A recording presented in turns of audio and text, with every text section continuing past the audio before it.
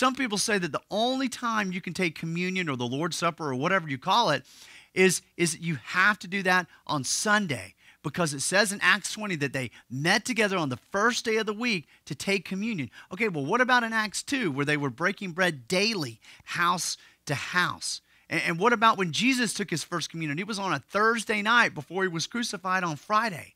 And so, man, you're going to run into all kinds of people who have all kinds of Jesus plus tradition things.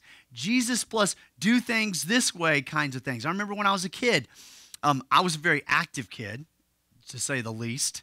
And I was always getting into trouble and always pushing the boundaries and always kind of, doing what I didn't need to do. And so I'll never forget, I was in church one time as a kid, and we were doing like this, children's choir deal or whatever. And this woman, we were running through the church, and she's like, don't run in God's house. This is God's house. I'm like, really? Dude, are you serious? I shouldn't do that? So, of course, I stopped. And I look back at that, and I'm like, that was nothing but somebody saying Jesus plus traditions to me. Why do you do things in a church service certain ways, in certain orders, as we always need to? I grew up with a Christmas cantata every year. It's like, why do you do that? Why do you do certain things to celebrate certain months and certain weeks and certain days and that kind of thing? Some people get really wrapped around the axle about, what time of the year Christmas really happened, or what time of the year Easter really happened, or man, are we celebrating a pagan holiday when we celebrate Easter? All these things, but what's more important is what happened on those days.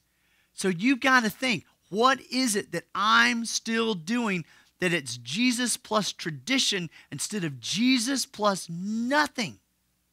That's why we can meet in a preschool versus a big church building and be just fine, because it's not Jesus plus a church building. It's not Jesus plus doing Sunday school only versus doing small group Bible studies or something like that. And so you have to go back and you say, what is the function? What is the real thing that biblically God says? And what is just an add-on tradition that some man has made, or some organization has made, or some denomination has made? And you got to cut through that. And you got to say, it's Jesus only. And then he goes on. So he says, hey, don't settle for Jesus plus deprivation or Jesus plus tradition. And he says, let me tell you what else. Don't settle for, this is very important, Jesus plus the spectacular. See, you have to understand, it says this in verse 19. It goes on. He says, hey, do not let someone who delights in false humility and the worship of angels disqualify you. So such people, they talk they go into great detail about what they have seen, visions and dreams and all this stuff. And he says, they are puffed up in their thinking by their unspiritual mind. And you see, Jesus plus the spectacular, let me tell you about these people. These are people that is like, they have just this direct line to God. They see visions, and they see spectacular things, and they see sensational things, and they're hearing from God, and you're like, why don't I hear from God like that? And they're getting secret messages and revelations that nobody else gets, and they're kind of a cut above everybody else.